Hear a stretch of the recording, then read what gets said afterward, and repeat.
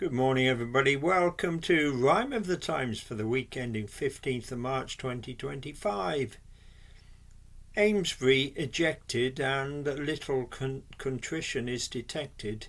Syria once more infected by various groups being disaffected. Russia objected to the terms and so rejected the ceasefire being suggested. Big plans for Man Utd are projected, but where's the money to have them effected?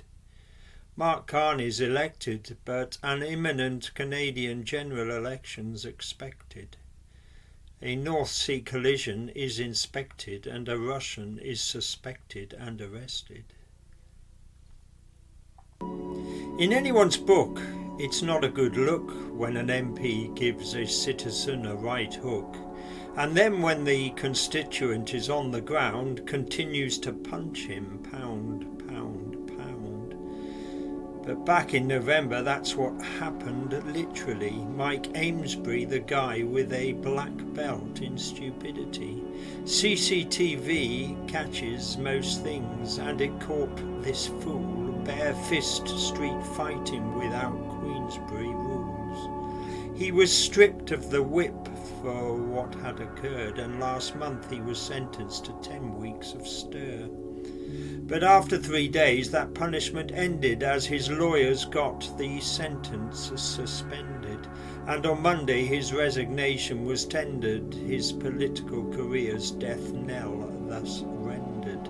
A sobering tale of insobriety for Runcorn and Helsby's former Labour MP. Bashar al-Assad's ousting caused little sorrow. Most Syrians, in fact, parted like there was no tomorrow. But those few who thought it was too good to be true are probably now saying, "I told you so," too. Syria has long been a vast melting pot of disparate ethnicities and who knows what. To keep all those factions in peace under one roof was never going to happen, and that's the truth. And the last 2 weeks has provided proof that a government can't be formed on the hoof.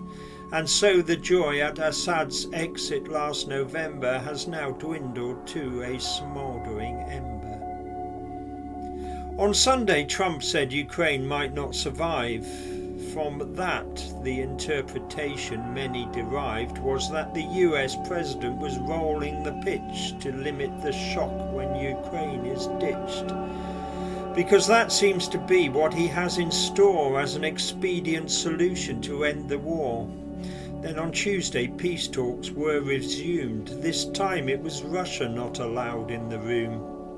In Jeddah, America and Ukraine discussed, no doubt much to the Kremlin cowards' disgust.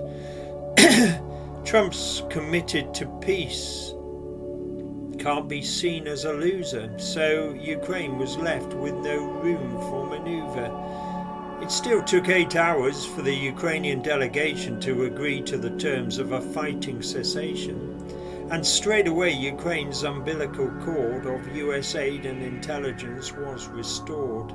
Then Putin kept Steve Witkoff waiting 8 hours, Trump's fixer losing out in a huge game of power. And though the two spoke before Steve had to leave, it's hard to see what his Moscow visit achieved.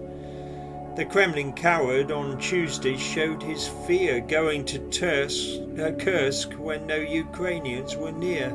His first visit there since Ukraine took it last year. He turned up when he knew the coast was clear, because the area's now all but back in Russia's sphere after the brave Ukrainians finally disappeared. With Russian soldiers lacking both brawn and brain, North Korean fodder was thrown in to push out Ukraine. The Ineos Group's founder and CEO joined another big business 15 months ago. Jim Ratcliffe became a Man Utd shareholder and brought a huge weight upon his shoulders. The world's greatest football club, as he himself opined, post Alex Ferguson, has generally declined.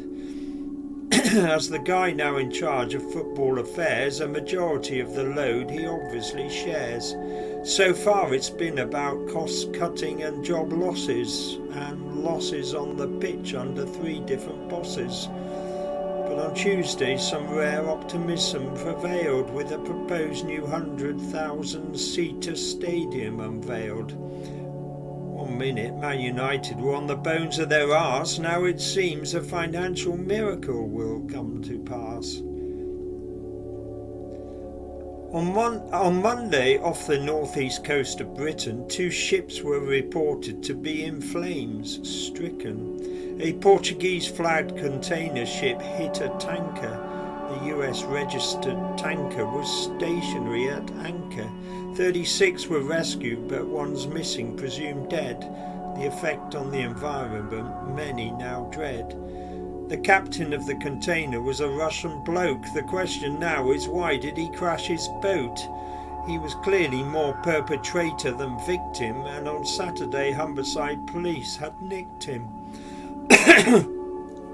Charged him with the crime of gross negligence manslaughter for causing the death of a man in the North Sea water.